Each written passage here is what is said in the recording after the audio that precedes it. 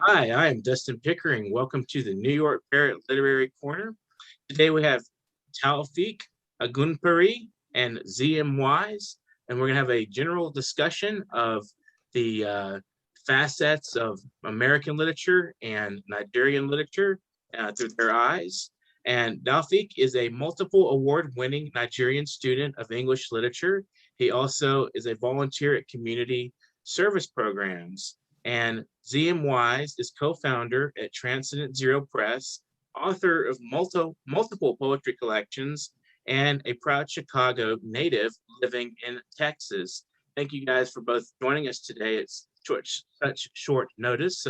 We'll have a lively discussion, and let's just jump into it. I'm going to start off with a question for Taofeek. So how does Yoruba traditional religion influence Nigerian literature? Oh, thank you. The Yoruba traditional religion and culture has a great influence on Nigerian literature. Literature, as we all know, it does not exist in a vacuum. It has to fill a space. And if you cite the examples of writers like Wole Soyinka, Chinua Achebe, the pioneer writers of Nigerian literature that we all read, that are very popular, you discover that they often rely on the traditional culture, the religions from the African to portray the African experiences in their writings. And this is not something that is only limited to them. It is something that is a continuous process. And of course, even for writers as young as I am. So the Yoruba culture, the Yoruba religion has quite a great influence because, it feels home much more than anything else. It's how the people identify themselves. So it's a great influence. And in spite of the other religions, other cultures that are now prevalent in the society, these still exist. You have a situation where people still believe in Abiku. Abiku is a situation where you believe that a baby that has been born at a particular point in time can still return. So that is coming out of a belief system that is quite only popular around here, and it's a great influence. So that as an example of Mhm. how it influences the Nigerian literature. Well, thanks for your thoughtful answer, and I'm going to turn to Z.M. Wise and ask him a similar question. So, how has pop culture influenced you as a poet, and how do you see it prevailing as a force in the literature of the United States? Pop culture. I think I think it's had a fraction of an influence on me somewhat. I turn to many uh, many musicians, many visual artists, many writers, uh, some contemporaries, but mostly from my past, um, and a great many contemporaries expel many characteristics of contemporary American literature, such as identity, race, mental health has become major. And over the past, I think about 40, 50, almost 50 years now, we've had slam poets all over just when I was beginning to bud in the 70s and 80s. And spoken word performance it's an entirely different animal. Um, I've noticed it's from what I've observed personally. I'm not saying the words are completely disregarded, but it's the tone and the emotion of the piece. Whereas a regular open mic or if you're reading a piece on the page, it's entirely different as well. Ray Manzarek of The Doors said in an interview in 1969 that some poems read better than they speak, and I do agree, and I think it also applies the other way around. And Have any specific, you mentioned musicians, are there any particular strong influence musicians in your own poetry? Countless. Mostly the musicians who have more poetic lyrics. Ian Curtis of Joy Division, Jim Morrison, Nick Drake, Tom Waits, Bob Dylan, Patti Smith, Fran Valenzuela, Hmm. Erica Badu, so many more. And as far as writers, they constantly appear in my work. Right. From Ginsberg to people of the past, and Hedwana, Sappho, um, I suppose just to name a few. Also, even some of certain sci-fi authors' poetry as well. But the list goes on and on. It always does. It's always a really long list of influences and It always does, and exponentially. it always does. And then when you Mhm. discuss it, you can barely name 5. Right. It's a very tantalizing effect that it has. So I'm going to turn to Taufeek again, and I want Okay. to say, I want to ask, how does Nigeria's national life influence and reflect in the literature of Nigeria? Yes, it's perhaps the most recurrent feature of the Nigerian literature at the moment.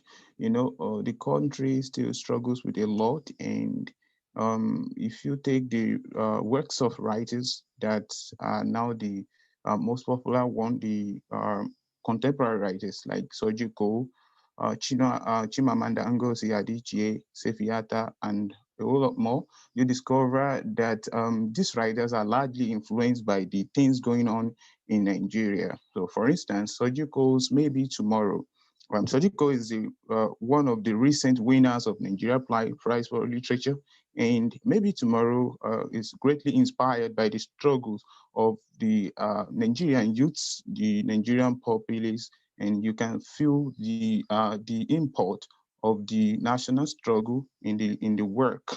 And of course, his recent work, which actually won him the Nigeria Prize for Literature, Embers, is one that draws a great inspiration from the struggle of the northeastern people of Nigeria. So the Nigerian national life is one major influence in Nigerian literature, in that contemporary writers in the country, try to portray the situation in the country, and Mhm. not just portray the situation, but also to use literature as a means of staging protest, as a means of giving voice to the voiceless, and of course, providing solution to the many myriads of problems confronting the country.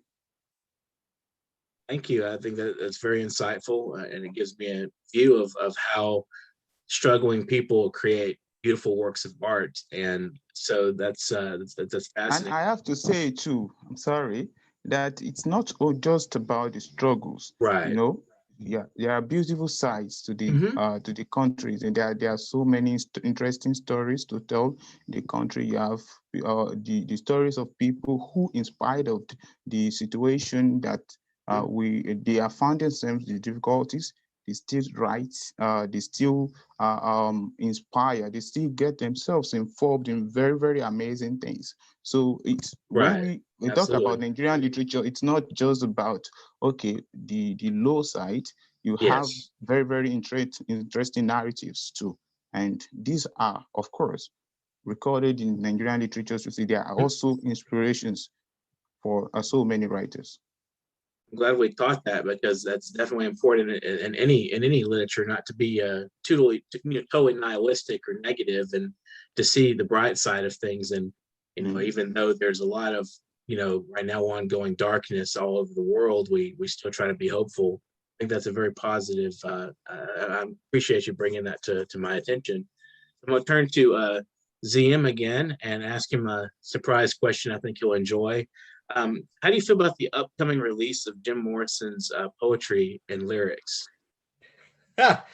Oh man, I couldn't be more thrilled actually. I took a look at its contents. It gave us a quick preview of the contents. As to my knowledge, it includes both of his both volumes of his unreleased writings, Hmm. The American Nights and Wilderness. So there's quite a fraction of unreleased projects of his that are included as well, such as unpublished lyrics and whatnot, but and other poems and drawings and whatnot. But so technically you and I have probably read pretty much half of that book, or almost Probably. half, Probably. almost half. But and what's even better is that it's being released on my birthday. So I mean, it must A be a coincidence. literary sign. Little blessing Yeah, from and above, maybe. A little tip of the yeah, hat from above. So we're looking forward to who that. knows? I'm looking forward to that, and I know you are as well. It's going to be a fun collection of work, and hopefully Morrison will be taken seriously more as a poet now, as well as a lyricist and a vocalist and a sex symbol and a, and a sort of Huxleyan drug addict kind of Yeah, bacchanal, person. So he's a very fascinating and multifaceted person. So I'll turn to Taofeek again and Okay. ask. What English language poetry movement do you find influences you personally the most? Um, well, I cannot say one particularly because as a person, I like to explore. So Right. I wouldn't want to limit myself. So as a student of literature, I study literatures. Let me say, I have this semester taken a course in American literature, in English literature. Mhm. So, and of course, I'm exploring the African literature. So, um, well, let me say, as I've said earlier, you can, if you allow me, say American, British at the same time. So Mhm. I can't particularly say because I do have favorite writers. And you talk about writers like Shakespeare, Mhm. of course, who I've always found so inspiring. And you have Alexander Pope, you have John Dryden, but you also have people like Toni Morrison, writers like Toni Mhm. Morrison. You have, of course, you have writers from America that I found very interesting that I like to read. Robert Frost. So I Mhm. cannot particularly limit myself to a particular region and say, okay, this is where I draw most inspiration. I like to explore if, okay, this is coming from the American literature. Yes, I'm all in. If this is coming from Canadian literature, then it's okay.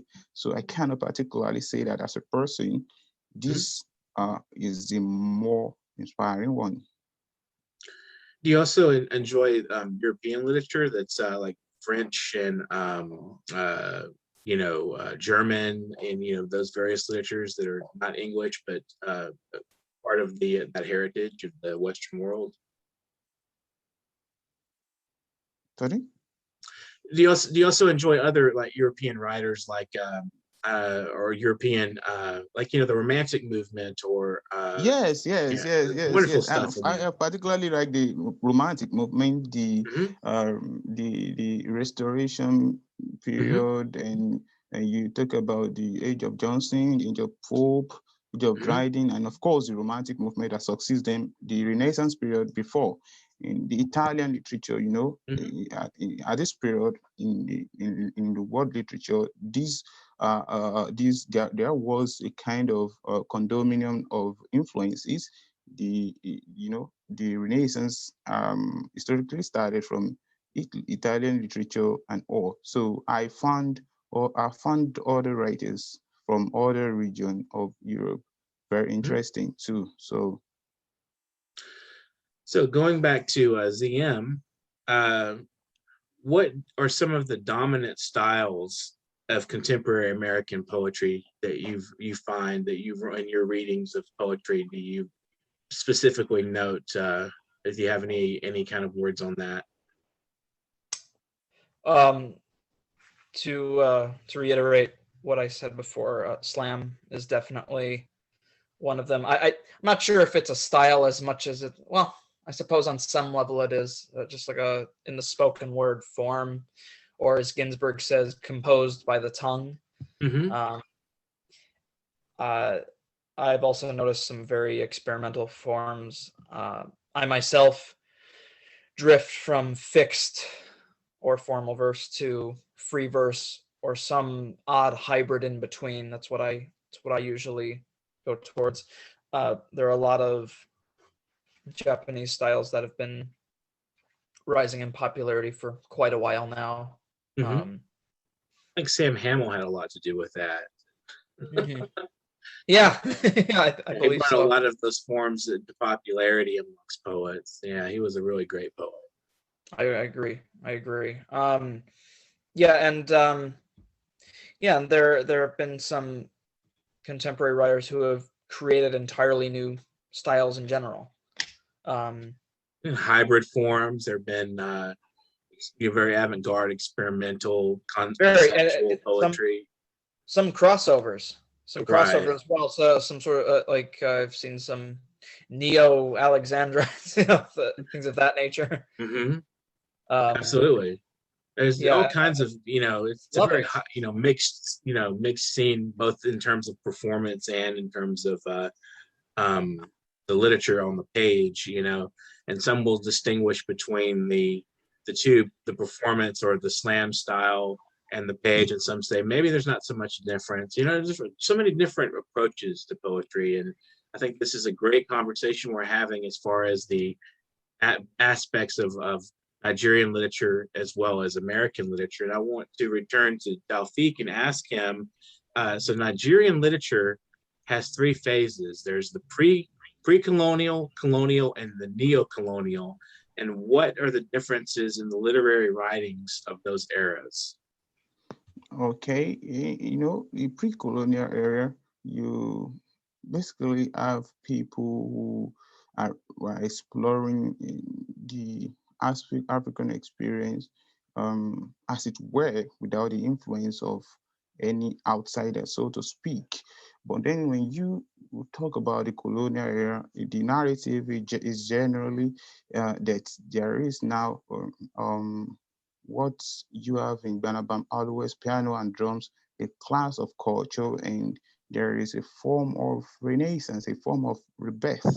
Now, there is one dominating the other. There is a challenge of which one is sustained and which one lives.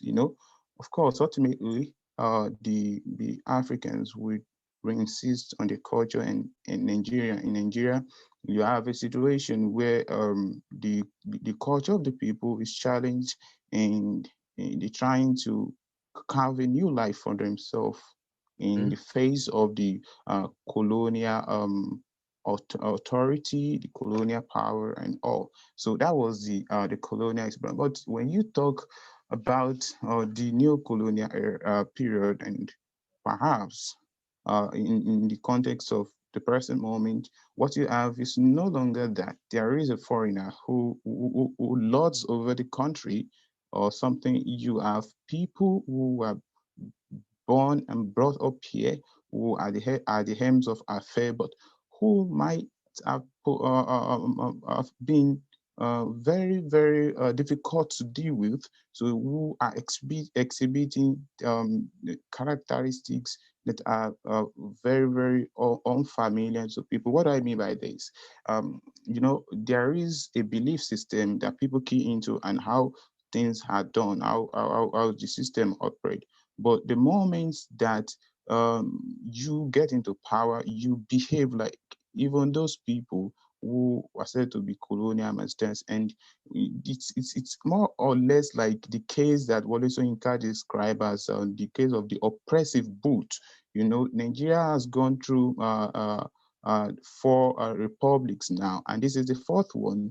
In those republics, you have interruptions from the military. There have been military regimes, and a lot of interruptions to the democratic process. So in the neo-colonial literature, the narrative is no longer about removing the foreigners from the surface of African land and sending them back to their countries.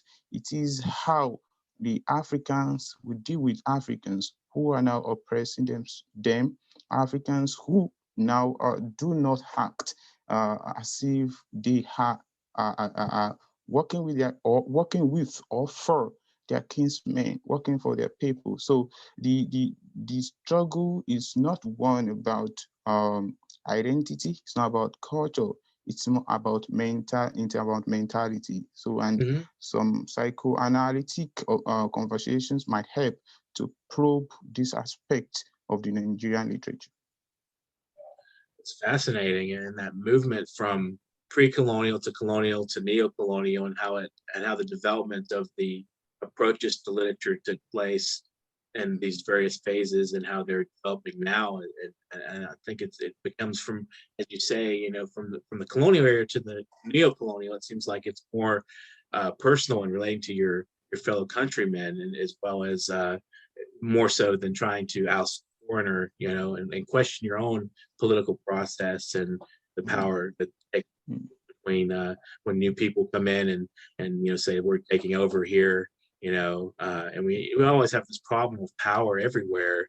When people get in yes. power, they lose it. They don't know what they're doing. They get Yes, writers like grandiphoria, delusional you know grandiphoria. writers like Chinua Achebe, Hmm. Wole Soyinka had to at one time or the other um flee from the country. Hmm. Wole Soyinka had to leave at a point, and there was a case where a writer was actually executed. So this Yes. was not done by a foreigner. It wasn't done by Right. an American, not by British. It was done by people who were actually Africans. So Hmm. so there was a case like that, and that was in the 1990s. So It was Ken Saro-Wiwa, I believe, was his name. yes, that was Ken Saro-Wiwa. Yes, His thank you. other That's Ken stories. Saro-Wiwa.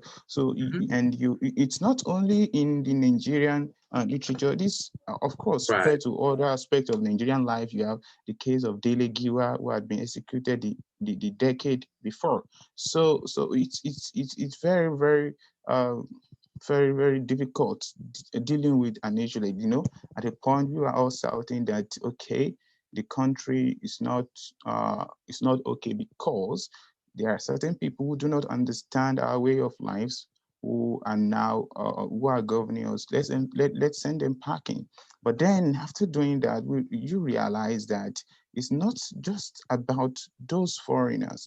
It's about uh, something else. It's about this universal tendency of one human being to lord over the other, to dominate the other, as you would have in the English literature of the beginning, the Scandinavians, the Jews, and all. Hmm. The story of domination, the story of oppressing of one.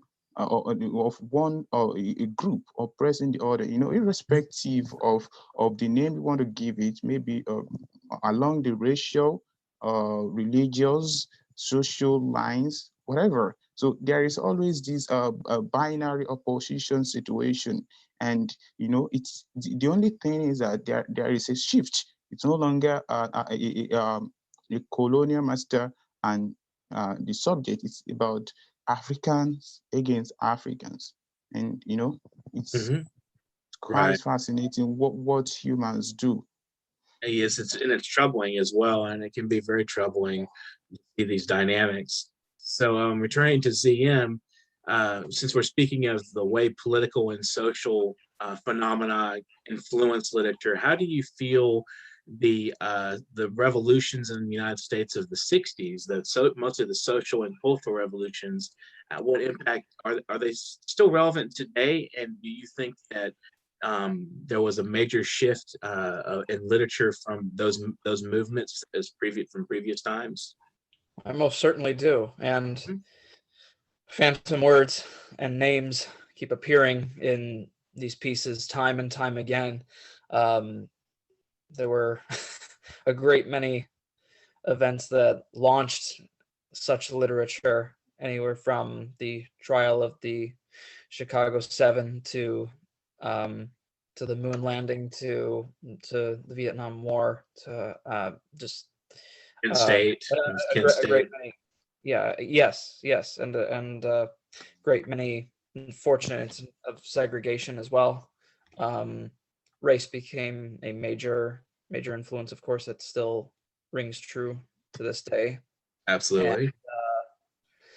I would definitely want to reference the song called Dialogue by Chicago, and it just proves that almost 50 years later we've learned nothing. Yeah, that's the troubling aspect of it is so We've much. made we can't deny that we've made smidgens of progress, Mhm. but I don't necessarily agree when people say, "Oh, we've come a long way since then." There's this one. I'd like to also reference this interview with Abby Hoffman, and there was this angry caller who was shouting all kinds of ethnic slurs and whatnot, and he kept trying to tell Abby Hoffman, like, you know, you keep criticizing the people of power, but the people of power made this country what it is today. And then Abby started laughing and says, "Yeah, you're damn right they did, and we don't even know what it is. We've already killed over 1 million people in Vietnam. So what do you think it is?" So Absolutely. Yeah, yeah. it's very and it's troubling. And then you have figures like Kerouac, Jack Kerouac, who, Mhm. you know, in his early writings was very peaceful and pro-Buddhist, but when he got older, he became very pro-Vietnam War, and he's just like, Very, just bomb, yeah, just very bomb much them, so. just get rid of them. Very much so. Yeah, very strange how that happens, how people shift like that. That's true. That's true.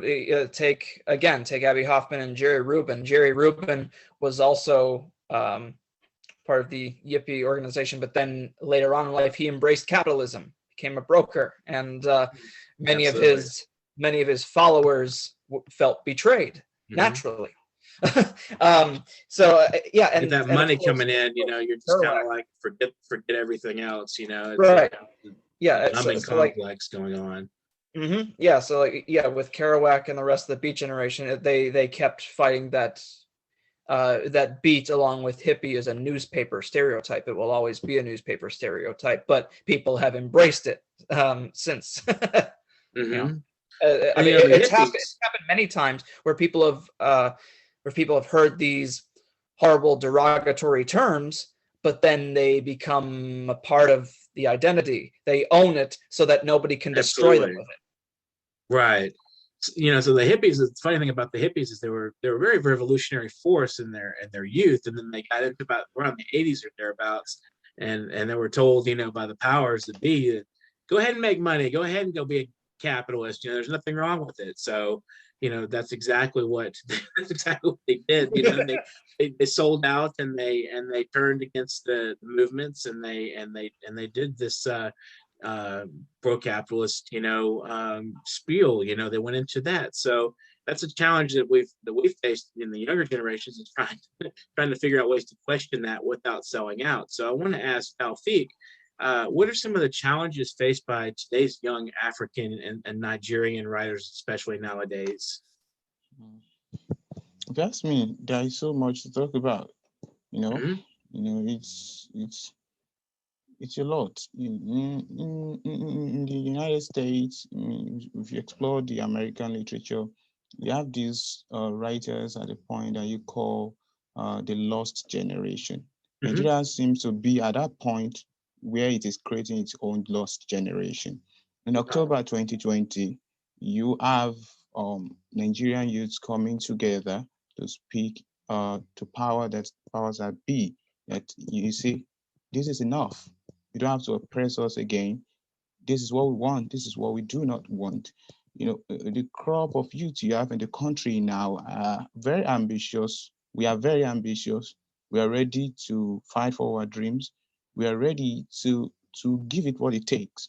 So, you know, I have to reference the lost generation because I have a particular interest in them, and I have read quite a lot about them. And I can see a number of similarities between them and the current crop of Nigerian youths. You know, there is this disillusionment with them, and that's what we have right now.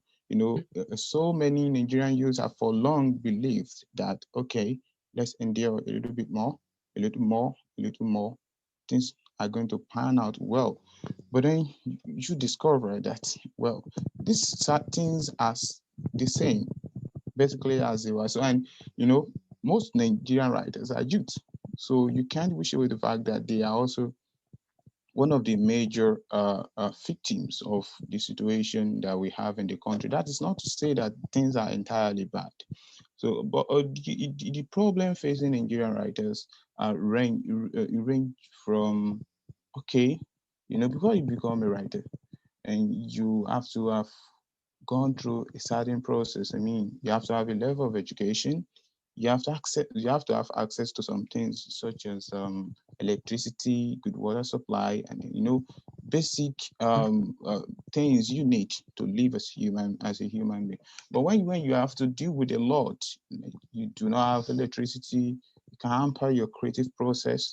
And apart from that, the publication process and a whole lot, the publishing industry, and people are busy trying to carve life for themselves. So it's quite a very messy, murky water around here. So it's why it's difficult.